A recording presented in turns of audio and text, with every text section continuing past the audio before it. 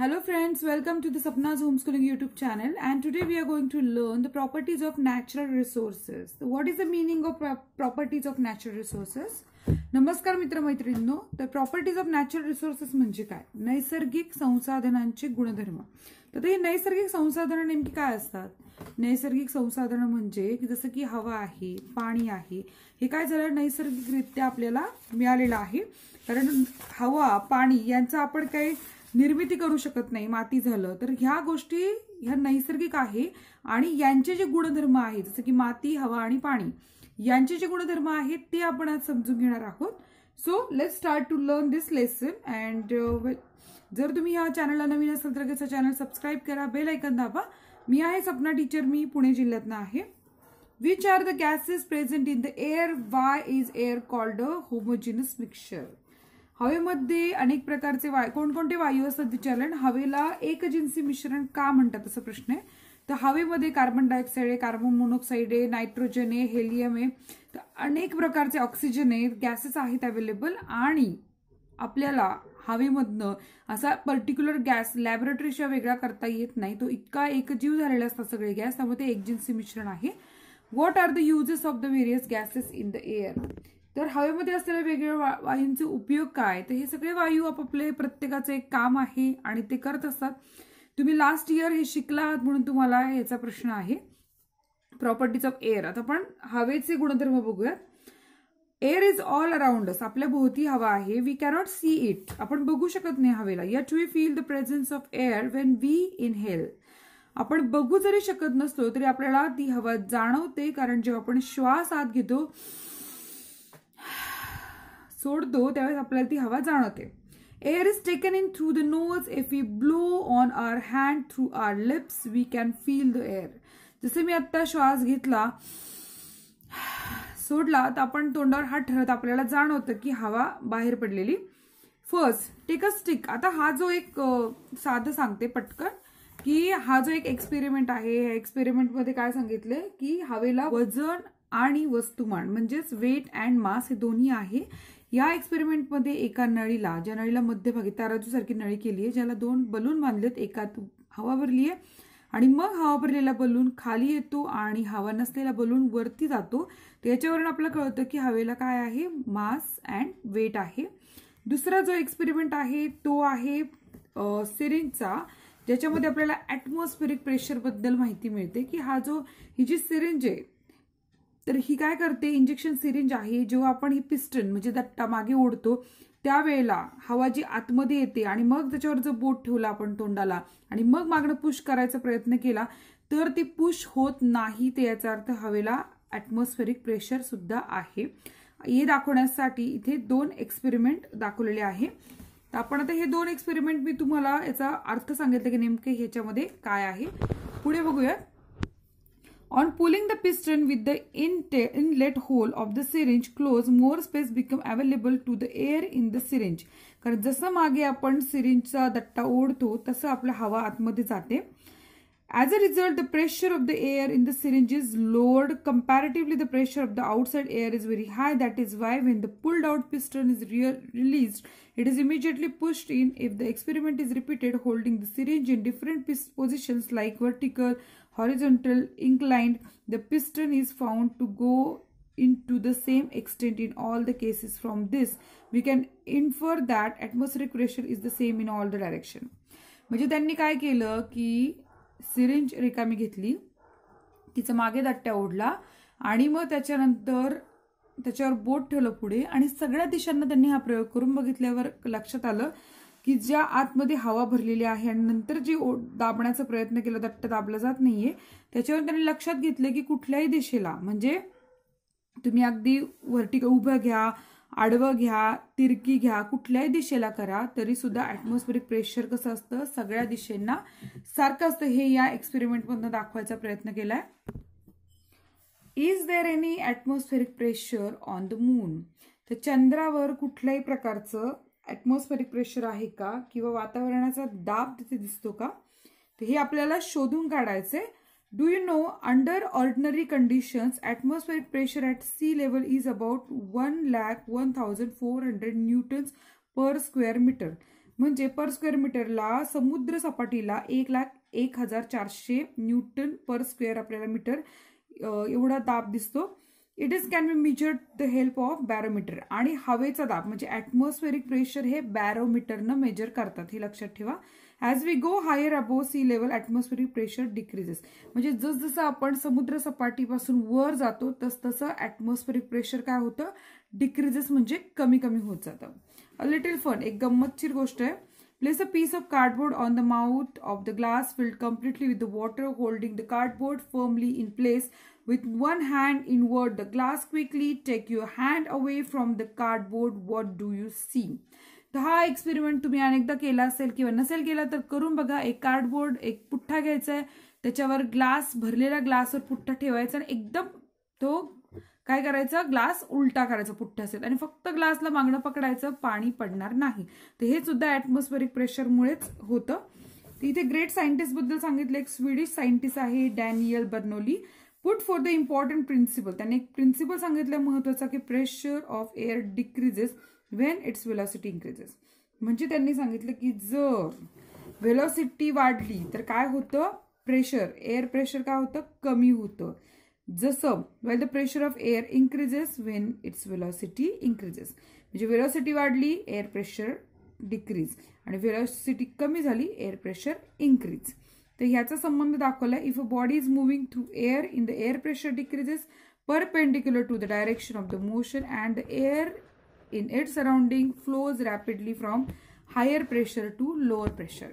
तर हा खूप महत्त्वाचा शोध आहे, कारण हवेचा गुणधर्म आहे की हवा काय करते, उच्च दाबाकडनं ती काय करते, see air in its surrounding flows rapidly from higher pressure to lower pressure.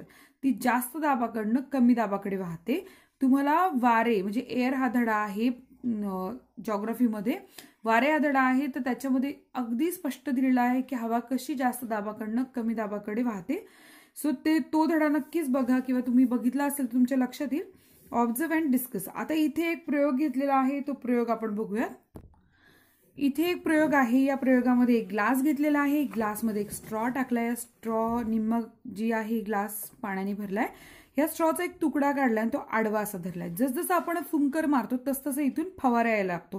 तर हा फवारा काय येतो हा प्रश्न आहे इथे. तर बर्नौलीचं तत्व आहे की हवा जास्त दाबाकडनं कमी दाबाकडे वाहते. तर हेच तत्व इथे काम करते, कारण जसं आपण इथे हवेनं फुंकर मारतो तसं इथं कमी दाब तयार होतो आणि हा आतला जो नळीमधला जास्त दाब आहे तो जास्त दाब काय करतो, जास्त दाब बाहेर कमी दाबाकडे जातो. परत हवा काय होते, ढकलली जाते, परत जास्त दाब कमी दाबाकडे जातो. तर ही निरंतर प्रक्रिया चालू राहते. मग जास्त दाबाकडनं कमी दाबाकडे जाताना पाण्याचा सातत्याने फवारा उडतो. फाउंटन ऑफ वॉटर हा एक्सपेरिमेंट आहे, तुम्ही पण घरी करू शकता आरामात. तर हा फक्त आणि फक्त बर्नौलीच्या तत्वावर आधारित आहे की हवा जास्त दाबाकडनं कमी दाबाकडे सातत्याने वाहते. इफेक्ट ऑफ एअर प्रेशरचं एक आहे. इथे बघा, use your brain power. What is the effect of increased temperature on the pressure of air? हवेचं तापमान वाढलं की त्याचा हवेच्या दाबावर काय परिणाम होतो. हवेचं तापमान वाढलं काय परिणाम होत असेल बघा बरं. When there exists a difference in the air pressure at two different places, the air starts flowing from the place of higher pressure to place of lower pressure. हवेचा गुणधर्मच आहे की हवा ही कमी दाबाकडनं जास्त दाबाकडनं कमी दाबाकडे वाहते. At such times we feel a breeze of wind blowing. Thus winds are an effect of the differences in air pressure. त्यामुळेच आपल्याला वारा वाहिल्यासारखं वाटतं की वाऱ्याची छान झुळूक आली आहे. त्यावेळेस ज्या दिशेने वारा वाहतो तो जास्त दाबाकडनं कमी दाबाकडे वाहत असतो, लक्षात ठेवा. आणि you will learn more about this lesson called winds in geography. म्हणजे तुम्ही विंड्स हा लेसन आहे जे इंग्लिश मिडियमला आहेत त्यांच्यासाठी, आणि जे मराठी मिडियमला किंवा सेमीला शिकतात वारे हा धडा आहे, तर तो बघून घ्या, तुम्हाला जास्त समजेल याबद्दल. आता इथे एक आपल्याला प्रयोग दिलेला आहे, तो प्रयोग आपण बघायचा आहे. Okay, now we are watching this experiment. Water droplet collected outside the glass. And what is this experiment and what is the purpose behind this experiment to show us? See, या एक्सपेरिमेंट मध्ये आपल्याला दाखवले की we need to take some ice cubes in the glass. आपल्याला एका ग्लासमध्ये ice cubes घ्यायचे, पण ice cube घेतल्यानंतर आपल्याला लक्षात येते की थोड्या वेळाने इथे ड्रॉपलेट्स तयार होतात. का ड्रॉपलेट्स तयार होतात, त्याचं कारण म्हणजे की जेव्हा बर्फ टाकतो, बर्फ टाकल्यानंतर इथली हवा काय होते, गार होते. आणि इथे बाष्प धरायला लागतं आणि त्याच्यानंतर पाण्यामध्ये रूपांतर होतं आणि मग ते बर्फाचं काय होतं, इथे बाहेर बर्फामुळे इथे वाफ जमून नंतर पाण्यात तयार होतं, म्हणजे ड्रॉपलेट्स तयार होतात. मग हे जे ड्रॉपलेट्स आहे जसं की it condense and get transferred into water, तर कंडेन्सेशनची प्रोसेस होते आणि त्याच्यामुळे जे ट्रान्सपोर्ट इन टू वॉटर होतं, it is the water that collects on the outer surface of the glass. आणि तेच पाणी जे कंडेन्सेशनमुळे तयार झालंय ते बाहेर जमा होतं. The level of humidity is different from different places, म्हणजे पाण्यात हवेतली जी आर्द्रता असते ते वेगळ्या ठिकाणी वेगवेगळी असते. शिमल्याला वेगळी असेल, महाराष्ट्रात वेगळी असेल, केरळाला वेगळी असेल, तर ती वेगळी असते. द ह्युमिडिटी लेवल असो चेंजेस फ्रॉम टाइम टाइम. आणि याचा अर्थ महाराष्ट्रातच किंवा आपल्या गावातच सकाळची ह्युमिडिटी, दुपारची ह्युमिडिटी आणि रात्रीची ह्युमिडिटी याच्यामध्ये फरक असतो. ह्युमिडिटी म्हणजे आर्द्रता. During the period of single day, एकाच दिवसामध्ये आपल्याला तो फरक जाणवतो. The level of humidity of the air is determined by it's capacity of hold water vapour, म्हणजे हवेमध्ये बाष्प धरून ठेवण्याची जी क्षमता असते त्यालाच आपण काय म्हणतो, humidity. During the level of humidity of air, म्हणजे एखाद्या हवेमध्ये किती आर्द्रता आहे कशावरून ठरतं की त्या हवेमध्ये बाष्प धरून ठेवण्याची किती क्षमता आहे. During the night at the dawn, म्हणजे रात्रीच्या वेळेला किंवा पहाटे. When the temperature of air is low, खूप हवेचं तापमान कसं असतं, कमी असतं. Its capacity to hold the vapour is less, सकाळच्या वेळेला हवा बाष्प धरून ठेवण्याची क्षमता खूप कमी असते. At such time the excess vapour is transform into water droplets, म्हणजे एक्सेस वेपर काय होते, वॉटर ड्रॉपलेट्स होते. आपल्याला झाडांवर, पानांवर, फुलांवर दवबिंदू दिसतात. त्याचं कारणच हे आहे की एक्सेस जे वॉटर वेपर आहे ते ट्रान्सफर काय होतात, ते ड्रॉपलेट्समध्ये होतात किंवा थेंबामध्ये होतात. In afternoon when the temperature of air is high, म्हणजे जेव्हा तापमान खूप जास्त असतं, the capacity of the air to hold moisture also increases, म्हणजे एकच लक्षात ठेवा, वातावरण थंड असेल तर बाष्प धरून ठेवण्याची क्षमता कमी असते, वातावरण गरम असेल तर बाष्प धरून ठेवण्याची क्षमता जास्त असते. The proportion of moisture in the air is less and we feel that the air is dry, म्हणजे त्यांनी काय म्हटलंय की it's full of capacity to hold the water, the proportion of moisture, म्हणजे काय प्रमाणात हवा मॉइश्चरला धरून ठेवते त्याच्यानुसार आपल्याला वातावरणाचा अंदाज येतो. The proportion of water vapour in the air is high during the monsoon and in coastal areas, as a result we feel dampness or humidity, म्हणजे आपण समुद्रकिनारे गेलो तर तिथे हवेमध्ये बाष्प धरून ठेवण्याची क्षमता कमी असते.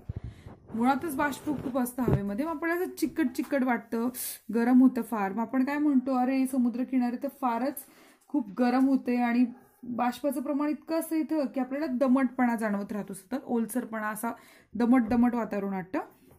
आणि in summer wet cloth dry quickly, आणि उन्हाळ्यामध्ये पटकन वाळतात कपडे. But in the rain they do not. Why this so, कारण उन्हाळ्यामध्ये बाष्प धरून ठेवण्याची क्षमता जास्त असल्यामुळे कपड्यातलं ओलावा पटकन शोषून घेतला जातो.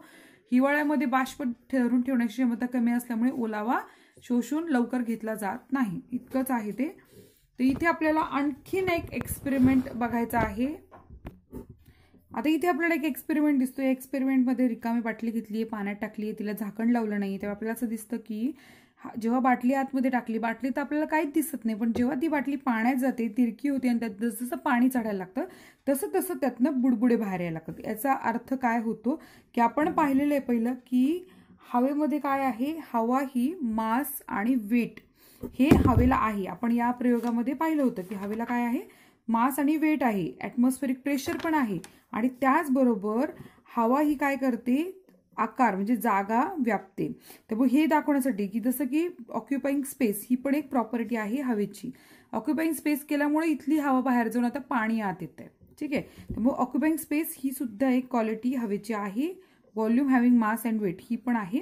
सो यामुळे तुम्हाला आता कळलं असेल या प्रयोगाद्वारे की हवेला ऑक्युपाईंग स्पेस ही आहे क्वालिटी, आणि त्याच्यानंतर मास आणि वेट पण हवेला आहे.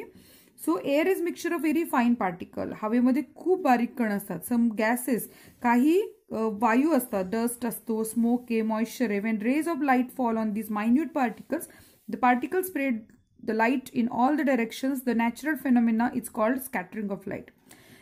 म्हणजे प्रश्न हमखास असे विचारला तर स्कॅटरिंग ऑफ लाईट काय, तर स्कॅटरिंग ऑफ लाईट म्हणजे काय की आपल्या घराला एखादा कवडसा आत येतो आणि आपण खूप छोटे छोटे छोटे छोटे कण बघतो, ते कण असे चमकदार दिसतात, तर ह्याच्यावरच ह्या छोट्या छोट्या पार्टिकल्सवर सूर्याची किरणं पडतात आणि ती किरणं विखुरली जातात, त्याला स्कॅटरिंग ऑफ लाईट असं म्हणतात.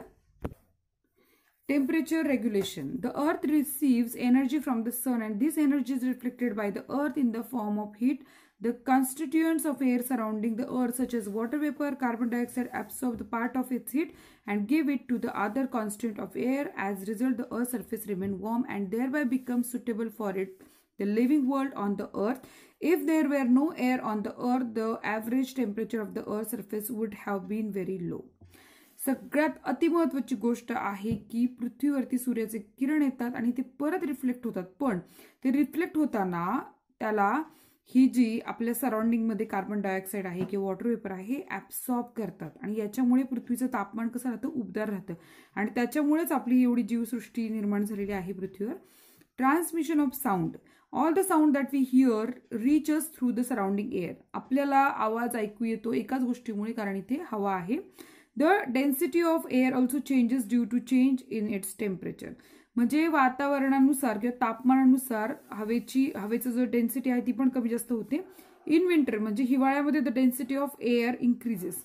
हवेची डेन्सिटी कशी असते, हिवाळ्यामध्ये ही वाढते.